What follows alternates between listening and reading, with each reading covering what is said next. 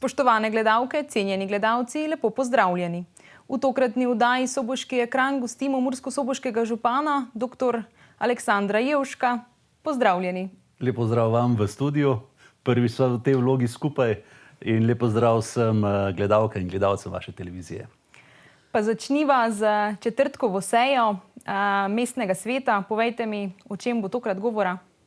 Ja, četrtkova, torej novembrska seja mestnega sveta bo posvečena v osnovi eni zelo pomembni točki, to je predlog sprememb statuta mestne občine in pa poslovnika o delu mestnega sveta. To sta zelo pomembna dokumenta, pravzaprav najpomembnejša dokumenta vsake občine. Gre se pa za to, da smo pred časom dobili nadzor Ministrstva za javno upravo, ki je svetovalo, da tako statut kot poslovnik v nekem delu spremenimo, kajti v njem so nekatere zastarele določbe, ki jih je treba aktualizirati, in tega smo se tudi lotili. Za ta dokument, oba dva dokumenta je potrebna dvotretjinska večina v mestnem svetu in sedaj smo mestnim svetnikom po predhodnem usklajevanju, pogovori dali na mizo predlog teh dveh dokumentov. Jaz upam, da bo v prvem branju, da bo sta ta dva dokumenta sprejeta, je pa seveda zaželjena in potrebna zelo temeljita razprava, kajti kot še enkrat ponavljam, gre za temeljna dokumenta o delu vsake občine, ne samo mestne občine Murska Sobota. Na seji bomo obravnavali tudi pomembne točke povezane z umeščanjem v prostor, kar 3 podrobne prostorske načrte za Bakovce, za območje nasproti Maximusa, in zaradi tega bomo predlagali mestnim svetnikom, da temeljito te dokumente pregledajo, da dajo tudi pripombe. So pa ti dokumenti šli že skozi javne razprave, imajo se potrebna soglasja zunanjih soglasodajalcev, tako da je to. No, bi pa opozoril na en zelo pomemben dokument, to je pa predvsem dokument pomemben za mlade. Namreč v mestni občini Murska Sobota smo se dogovorili, da bomo z subvencijami za reševanje prvega stanovanjskega problema za mlade in mlade družine namenili v proračunu za naslednje leto nekaj denarja. In sedaj smo pred svetnike postavili predlog pravilnika, ki to ureja.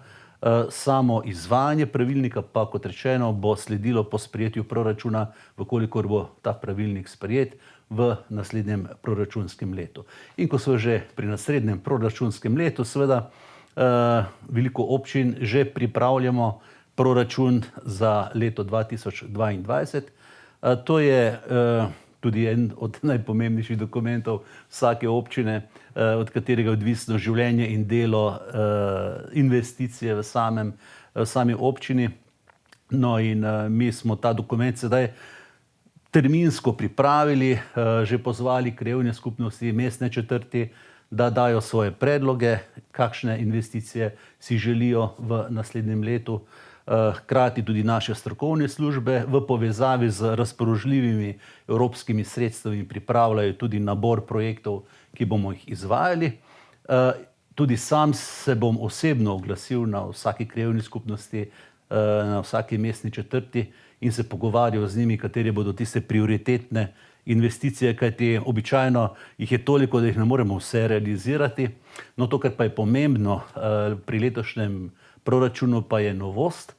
Mestna občina Murska Sobota si želi participacije občank in občanov pri oblikovanju proračuna, zato smo na naši spletni strani dali možnost, da občanke in občani sami predlagajo, kaj bi oni želeli, da se naredi v mestu in kateri so njihovi projekti, ki jih želijo izvajati ali pa bi želeli, da jih mi izvedemo v naslednjem proračunskem letu.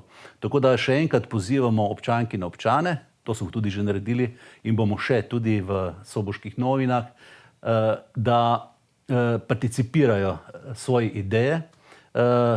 Mislim, da je vrednost celotnih teh projektov okoli 100 000 evrov.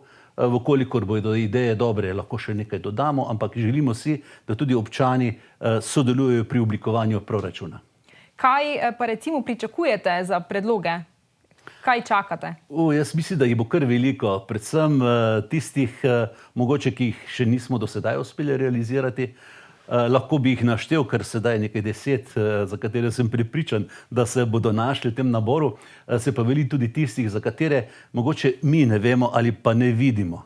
Jih pa občani vidijo in prav v tem je smisel te participacije, da občani opozorijo na tiste projekte, na tiste investicije, ki jih pa mogoče mi, vključujoč z mano, ne vidimo pri sestavljanju proračunov. V Murski Soboti lahko vse povsod slišimo brnenje gradbenih strojev, pa kaj trenutno vse se dogaja v Murski Soboti? Poglejte, investicijski ciklus je izjemno dinamičen tudi v Murski Soboti in tudi v ostalih občinah, kar se seveda odraža tudi v velikih težavah pri pridobivanju projektov, risanju projektov, pri angažiranju izvajalcev. Velike težave so, ker so, lahko na nek način rečemo, na srečo vsi izvajalci zasedeni. Investicijski ciklus je neverjeten in tako je tudi v mestni občini Murska Sobota. Mogoče tudi zaradi tega, ker sedaj finaliziramo tiste projekte, ki smo jih v prejšnji finančni perspektivi zastavili, predvsem na področju mobilnosti, in jih moramo dokončati do leta 2023. Naj naštejem najpomembnejše. Ulica Staneta Rozmana je tista, ki je sedaj, lahko rečem, trenutno največja investicija, ki jo izvajamo. Vse poteka v skladu z načrtom izvedbe te investicije. Vrednost te investicije je okoli 1 milijon evrov. Vključuje pa, kot imajo možnost videti občanke in občani, ki se gibljajo na ulici Staneta Rozmana, da menjujemo kompletno kanalizacijske vode, vodovodni sistem, inštalacije, da bomo preplastili cestišče, dogradili kolesarsko stezo in pa pločnike na obeh straneh ulice in uredili krožišče na Gregorčičevi ulici. Ta dela bodo potekala nekje do maja meseca 2022. Danes sem za predstavnikom izbranega podjetja izvajalca, torej Pongrad, podpisal pogodbo o rekonstrukciji še ene pomembne ulice v našem mestu, to je ulica arhitekta Novaka. Dela se bodo pričela že v novembru mesecu in se zaključila prav tako nekje v aprilu, maju naslednjega leta. To je prva faza ureditve te ulice, ki bo pomenila prav tako menjava vseh komunalnih vodov, preplastitev oziroma, kot vemo, je sedaj ulica tlakovana, v bodoče bo asfaltirana, kar pomeni, da bo treba tudi primerno pripraviti podlogo za asfaltiranje. V drugi fazi te rekonstrukcije pa sledi krožišče na ulici arhitekta Novaka in Gregorčičevi, kjer je vključevanje v promet zelo oteženo. No in na koncu, bom rekel, teh pomembnih ulic in prometnic v samem mestu pa je rekonstrukcija Slomškove ulice. Mi bomo nekje v začetku naslednjega leta razpisali razpis za izvajalca. Projekte imamo pripravljene, v tem času bomo pridobili vsa potrebna dovoljenja in ta ulica bo potem nekako zaokrožila ta ciklus črpanja evropskih sredstev v prejšnji finančni perspektivi iz naslova mobilnosti. Kot vemo, smo uredili tudi Slovensko ulico in tudi Kroško ulico. Seveda potekajo pa še tudi rekonstrukcije ostalih ulic v samem mestu, kot je dokončanje Taljanjeve ulice, se opravičujem, Maistrove ulice, Prešernove, ki je v delu, in še nekaterih drugih. Tako da resnično dela se veliko in se pripravlja tudi na bodoče velike projekte. Znano je, da je sedaj nekako presekan gordijski vozel, ki se nanaša na pričetek gradnje vzhodne soboške obvoznice. Tukaj moram pojasniti, da je bilo veliko zapletov, predvsem v povezavi z zahtevo občine Moravske Toplice pri izgradnji mokrega zadrževalnika v Sebeborcih. Veliko smo potovali v Ljubljano, veliko smo se pogovarjali in zadnji sestanek je končno obrodil sadove. Tudi mestna občina se je odločila, da bo nekoliko več participirala za protipoplavno zaščito območja Nemčevec BTC-ja.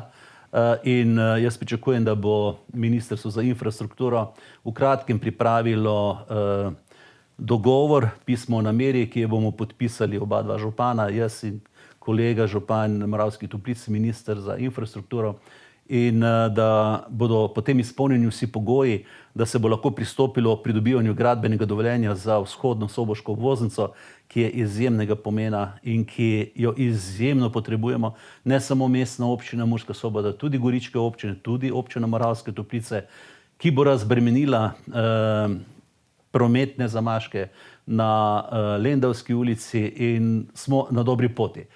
Moram pa omeniti še, da bomo v kratkem tudi podpisali pogodbo o izvedbi še ene zelo pomembne investicije in tudi v znesku nekje 350 000 evrov. To je rekonstrukcija oziroma druga faza rekonstrukcije ceste Polana-Markišavci. Tukaj imamo vse pripravljeno, kot sem povedal, sledi podpis pogodbe in začetek del. Tretja faza pa je potem še do Markišavec, od mosta do Markišavec, ki bo potem uredila to preozko in nevarno prometnico, ki jo pogostokrat uporabljajo tudi prebivalci Goričkega, zato da pridejo v Mursko Soboto in druge kraje. Torej, naslednjo, kar bi okoli investicij želel povedati, je, da bomo tudi začeli z izvajanjem pogodbe, ki smo jo že podpisali za rekonstrukcijo cest tudi v primestnih naseljih. Tisti, ki se vozimo s kolesom od Kroga proti Satahovcem, seveda ugotavljamo že leta in leta, da je ta cesta nujno potrebna preplastitve, rekonstrukcije in to končno bo se zgodilo letos že nekje novembra, decembra, odvisno od razpoložljivih možnosti gradbincev. Ta cesta bo rekonstruirana do meje z občino Tišina, tako da bomo na nek način rešili ta problem, ki je resnično prisoten. Prav tako preplastitev nekaterih ulic v Krogu, v Bakovcih in v Črnelavcih, skratka po programu, ki smo ga nekako v skladu z razpoložljivimi sredstvi pripravili v občinski upravi v sodelovanju s krajevnimi skupnostmi. Te dni smo lahko na soboškem pokopališču videli tudi tam dela. Vidimo, da se dela območje za raztros pepela. Kakšno je zanimanje za to? Zanimanje je veliko svojcev in veliko tudi upravičenih izraženih potreb, predvsem mestne četrti, Park in pa, se opravičujem, mestne četrti Partizan. In sam si bi želel, da bi bil prostor za raztros pepela dokončan že do 1. novembra, ampak žal vse stvari ne gre tako, kot si želimo, iz upravičenih razlogov, ne zaradi nedela komunalnega podjetja, ampak zaradi velikih težav, ki jih ima komunalno podjetje pri dobavi materialov. Gre za posebne betone, s katerimi je arhitektka, ki je oblikovala ta prostor, opremila infrastrukturo tega prostora in jaz upam, da v naslednjih tednih bo tudi ta investicija zaključena. Sicer pa tudi, veste, včeraj sem se in predvčeraj sprehajal po soboškem pokopališču in tudi sam, ne samo kot župan, ampak tudi kot občan, opazil kar nekaj potrebnih, nujno potrebnih dopolnitev, kot so dopolnitve žarnih zidov, ureditev parkirišča in še kaj bi se našlo. Pokopališča so pietetni prostor, kjer si želimo, da je urejen, da tisti, ki so tam, seveda imajo tudi urejeno in pa primerno okolico in tisti, ki tja prihajajo, da ocenjujejo, da dejansko občina, ki skrbi preko komunalnega podjetja za te prostore, lepo skrbi za ta prostor. Mi smo v kontekstu pokopališč tik pred 1. novembrom tudi uredili odvodnjavanje in prostor za parkiranje v Bakovcih. To nam je uspelo, kot rečeno, prostor za raztros pepela pa upam, da bo čim prej dokončan. Pa se vrniva še nekoliko k infrastrukturi. Potekala bo obnova ceste Murska Sobota-Gederovci. že poteka in tukaj je mestna občina tudi sofinancer tega projekta. Moram reči, da smo se tudi o tej investiciji veliko pogovarjali na Ministrstvu za infrastrukturo in direkciji za infrastrukturo, predvsem v kontekstu, ker želimo narediti krožišče pri bivši gostilni Titan v Črnelovcih, kajti vključevanje na Gederovsko iz smeri Črnelovec je zelo nevarno. Tukaj je prihajalo do velikega števila prometnih nesreč in želimo si, da bi se z krožiščem ta nevarnost odpravila in seveda se tudi omogočila hitrejša vključitev vseh udeležencev v promet. Sedaj nastaja nov projekt. Obljube so, da se bodo tega projekta čim prej lotili. Jaz upam še, da v času gradnje rekonstrukcije te ceste, ki je ena večjih investicij Direkcije za infrastrukturo. No, istočasno seveda pa to naj ne pozabim, pa smo se pogovarjali in že predstavili tudi krajanom Markišavec idejne rešitve in projekt pravzaprav že nastaja. Dokončanje kolesarske steze od Merkurja proti Živeksu v smeri Markišavec in celotne rekonstrukcije državne ceste, to je državna cesta, od semaforjev pri Živeksu skozi celotno naselje Markišavec. To je izjemno zahteven projekt, tudi po vrednosti zelo visoko ocenjen, zahteven zaradi tega, ker že sedaj ni poskrbljeno dobro za površine za pešce in kolesarje v naselju Markišavci. Kandelabri, javne razsvetljave so postavljeni sredi pločnikov in jaz upam, da bo projektantom uspelo zadevo rešiti tako, da bo dobro za vse. Smo v bližini avtobusne postaje, vemo, nekaj se je že začelo dogajati na parkirišču. Kdaj lahko pričakujemo začetek gradnje tega stanovanjskega objekta? Ja, po mojih informacijah, ki jih imam, preden sem prišel k vam v studio, sem se o tem pozanimal, je investitor pripravil pravzaprav vse potrebno za vložitev vloge za izdajo gradbenega dovoljenja. Potem jaz mislim, da glede na to, da smo zelo trdo delali, občina in investitor in upravna enota, in tudi mestni svet, konec koncev, kjer smo dali na mizo obvezno razlago občinskega prostorskega načrta. Veliko je bilo različnih mnenj, ampak dokončna odločitev je zdaj ta, da se ta objekt postavi. Bolj kot, bom rekel, kar je tudi zelo pomembno, seveda, sama konstrukcija objekta, ki je po predstavitvi, ki sem jo videl, lep objekt, ki bo omogočal lepo bivanje in sobivanje v našem mestu. Ta objekt ponuja 72 stanovanj. 72 stanovanj iz naslova stanovanjskega sklada, ki ga investira stanovanjski sklad in pa nepremičninski sklad. To je pomembno, da bomo s tem objektom prišli do nujno potrebnih stanovanj v našem mestu, kajti povpraševanje je zelo veliko po stanovanjih in to me na nek način tudi veseli, da rešujemo ta problem. No, pa preidiva še nekoliko na bolj veselo dogajanje. Lepo ste speljali Trejzino sanje, prihaja tudi Mikloševo, martinovanje mogoče.